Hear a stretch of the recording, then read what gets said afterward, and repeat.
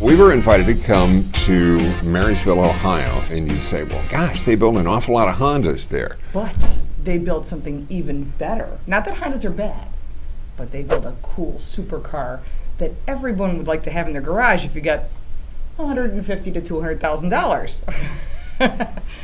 I could add that. A mere bag of shells. Right, and you check out the review that I did when it came out, and that was, we raced it at Lime Rock and had a great opportunity, and you've driven it as well. Yep. And so, when they said, do you want to come to the NSX factory and see how they're built? To see how they're built. Oh, yeah. Oh, we did. Yes. Honda employs about 14,000, 15,000 people in this area. Mm-hmm. But there are 70 of those people, special people, who are very, very special. They are the people who get chosen, and believe me, it's actually a chosen process. It's a process to go through where perfect attendance, perfect reviews. Yeah, brush your teeth at least twice a day. Right. I'm sure they've investigated who these people are, and you have to have a special skill. And if not, they can train you on some of them. And we had the opportunity to go around with 5 of them, and they explain different areas. And then we are going to the Heritage Center, and we're going to show you a little of that as well. Yeah. So it's a very special access that we were granted, which is cool. Yeah, I know. I mean, and for as much buzz as there was around the NSX when it was brought out, all of the fighting between Jay Leno and Jerry Seinfeld. They both have cars. Yeah, as to who was going to get number one. These are first world problems for these people, for sure. Really. But our access we want to share with you. And so let's take you inside where here at Honda Performance Development is born the NSX. And then off to the Heritage Center, we'll show you some really unique vehicles as well. Okay, let's take a look. All right. Well, as you can see from going through this plant, and I've been through a lot of plants before. I've been through major manufacturing facilities and also some very specialized facilities. And this is one of those very special places, like when you visit Ferrari or manufacturers like that, where I know in my heart at some point or other I have had surgery in a room dirtier than that room. It's just antiseptically clean, and the care that's given to the production of each of the 4 vehicles that they build per day is really astonishing. Well, even the mix in with the local community in Marysville, Ohio, they got in touch with the interior design people, and they brought them in to paint the ceiling gray, and the floors are white. Everything's white. They're wearing white uniforms and no walls. The only wall there is to protect you from the welding. But watching the welding process going on, and each person actually hand checking every single weld, making sure the welds are perfect. On a vehicle that you're spending this kind of money, you would expect that, but you typically don't see that. I mean, you could buy a Corvette and load it up to $100,000. It wouldn't be it's half the price, but still, the workmanship is so hands-on. It's unbelievably impressive. Well, I know the basics of welding. You know the intricacies of welding. MIG and TIG, yeah. And I love it when you talk that stuff.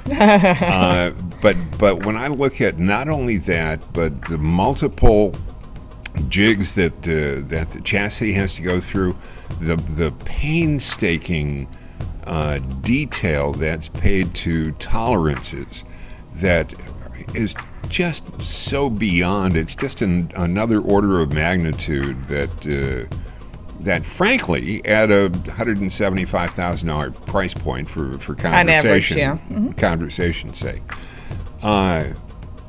that's stuff that you would expect to see in a car costing twice that much. Right, well, it's cutting edge, low volume production, and the human craftsmanship part is big. If you were buying a Bentley, they would hand stitch the steering wheel, and you're seeing that kind of work hand starting all the bolts. I think that's just really cool, that benchmark level of quality, the zero compromise, and that's why they have these special technicians, and the results are what we're seeing here. Is just amazing, and the cool part is we can actually go up to these guys. They don't do it all. They don't do it all. Right. Because the owner can actually come to the plant and participate in the final assembly of their car. They get to put on the engine plate number and also the rear logo on the bodywork of it. Yeah, that'd be really cool, on your own car. And then what they do, which I think is really cool, is the NSX Insider Experience that they do for owners. You got to do it. If you had one of these cars, Absolutely. you got to do it. It's like I did European delivery on one of my vehicles. It was an amazing experience, and it sort of ties you tighter to the brand and to the car. I said, what percentage of these people, after learning what their car is capable of, this is a real race car. I had it in race mode. You can check out the video that I did at Lime Rock. I had it full out, and the car handled like a race car, but they're not putting it on the track. Yeah. To get a visitation through the NSX plant, you got to be an owner, I believe. Yeah, that's the only way you get in there, or be us. Or be a friend of an owner. A friend of an owner works too. Yes, this is my good friend. Mention my name for a discount. Yeah, right. Also, don't forget to check out the NSX GT-3 version of this race car. It runs in the IMSA series in the WeatherTech Challenge, and really impressive cars with some great drivers, including my friend Oz Negri. So let's take now that we've taken a great look at this amazing facility with these amazing cars, including on the dyno, I think we should go over to the Heritage Center and get a little background on Honda. Let's go. So we did have quite a unique experience going through the NSX plant. I mean, not too many people get that opportunity, but this is something that anyone can do, is go to the Honda Heritage Center, and it was pretty impressive. I think that some people think that brand involvement only comes with Chevy bow ties and Ford blue ovals, or German brands, and stuff like that. Whatever it might be. But I don't know of another brand in the States that has that kind of experience that we saw at the Honda experience. You could, the Chrysler Museum, of course, in Detroit. But they're domestic brands. Yeah, they're domestic. I don't think any of the Japanese have. I think Nissan has a little museum, but it's not something that we've been to that made us go, wow, this is like a whole heritage center. Yeah. But Honda brought their original Honda Civic to the U.S. in 1975. It was a teeny little car. Like, it was so cute. It was sort of like a Mini Cooper. But then they said this is not the first car that came to the U.S. They had a 1971 N600. That's small as well. But the one that was the most popular was a 75 Civic. I had one. I owned one. Did you really? CVCC. Wow. Sure enough. That's teeny. Well, Honda is more than cars. They do a lot of other things. Motorcycles, for sure. They have great bikes. They make killer race cars. And they've done a lot of really unique things.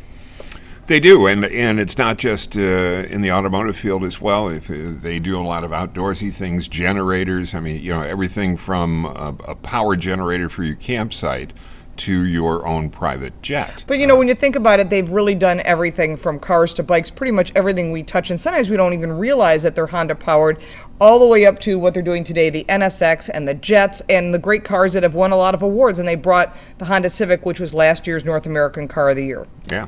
No, it's all over. And for those of you who are loyal to the brand and want to see the history, and even if you don't own the brand and just want to explore the history of a great Japanese company that came to the United States and settled in the middle of flippin' Ohio. Oh, nowhere, but it's cool. But it made the town. Look how many people they employ. Oh, yeah. I mean, over 14,000, did they say? 14,500. That's a lot of people, all in Marysville, Ohio. So that's where the plant is. You can get a tour of the plant. You can get a tour of the Heritage Center. Yeah. That's where the NSX is built. I think this was a really unique opportunity. So if you happen to be doing that coast-to-coast drive, and you're taking your kids somewhere, I think this is worth the stop. And you don't have to be a car junkie either. Yeah, and you just go to HondaHeritageCenter.com, and that's their website. Yeah, and they're open all the time. Yeah. And it's worth the visit. It's pretty cool. Absolutely. And there's more information of stuff that we've done. You can go to HisTurnHerTurn.com, our new website. Mm-hmm. And, of course, we have a new outlet. That is right. And you want to tell us about that? Well, we're going to be appearing, all of our His Turn, Her Turn product is going to be out there on the ABC owned and operated stations. There are 8 stations around the country: Chicago, New York, L.A., Raleigh-Durham, Fresno, San Francisco, Philadelphia. The big stations. Yeah, I mean, all of the big stuff. We've got about 25% of coverage of the United States.